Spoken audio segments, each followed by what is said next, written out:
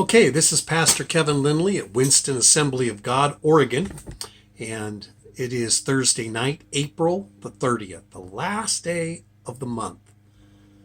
Thursday night. And let's get back into the second encounter in heaven continued.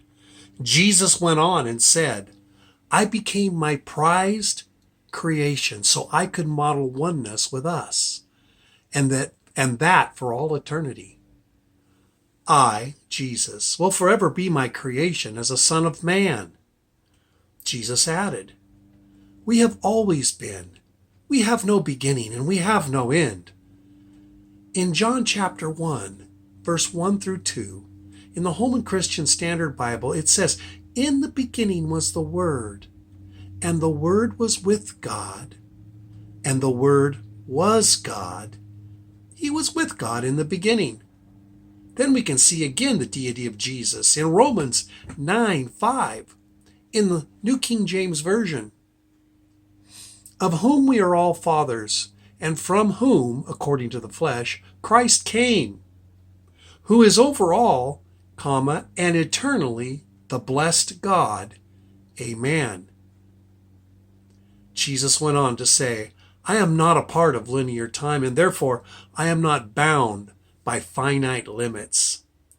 In John chapter 17, verse 5 in the New King James Version, and now, O Father, glorify me together with yourself, with the glory which I had with you before the world began. He's eternal. He's always been. Jesus emphasizing, I am before the world was formed. I am when I breathed the breath of life into Adam, Genesis 2:7. Jesus went on, I am when Adam and Eve turned from me to follow a stranger they had never known, Genesis 3:1 through 7. I am when Cain killed his brother Abel in Genesis 4:6 through 10.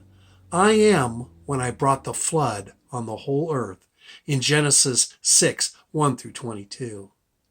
Jesus continued, I am when I called Abraham to go to Canaan, Genesis 12:1 through 8. In my spirit, you are not bound by linear time, as I am not. Revelation 1:10 through 11. And I was in the Spirit on the Lord's day, and I heard behind me a loud voice as of a trumpet, saying, I am the Alpha, I am the Omega, I am the first and the last, and what you see, write in a book and send it to the 7 churches. I am from eternity past, from the Ancient of Days. I am the Alpha and the Omega. I am eternity.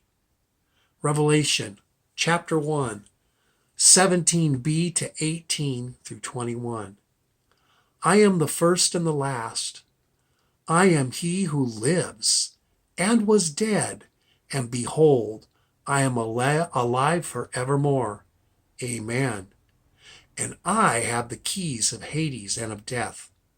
Write the things which you have seen, the things which are, and the things which will take place soon after this.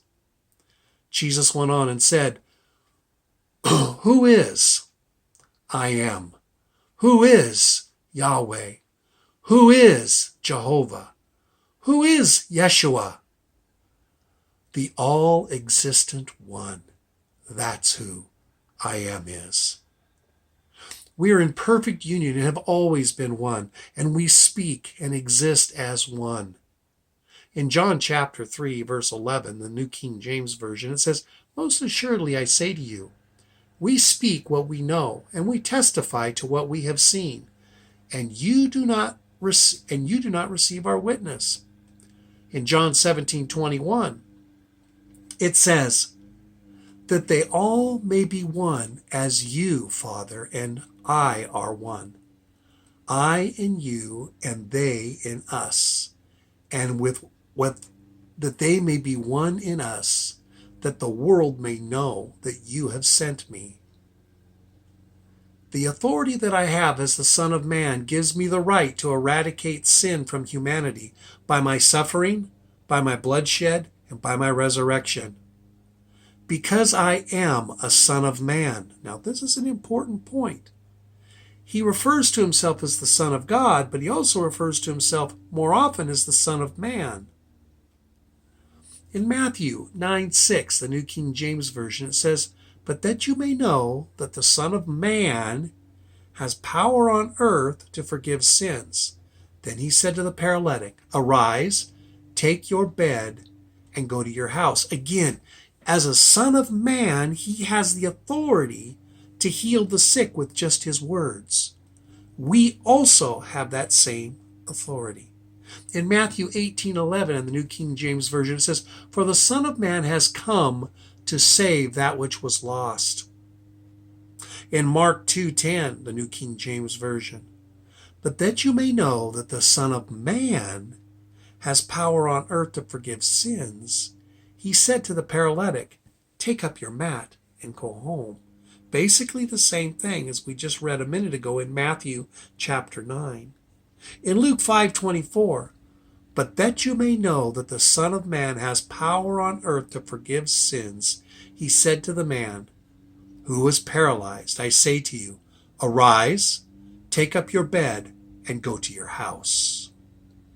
In John chapter 5, verse 27, he said, "He has given him authority to judge because he is a Son of Man."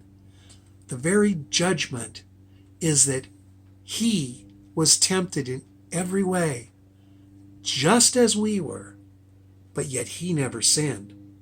We've all sinned, but Jesus never did. And as a result, the authority that he carries as a Son of Man gives him the right to judge. He understands our temptations in every way. When Jesus became a man, born of a virgin, born under the law, as it says in Galatians chapter 4, the authority to rule and reign as a man was also given him. It wasn't a mistake that he referred to himself as the Son of Man. They had decided this all along, Yahweh.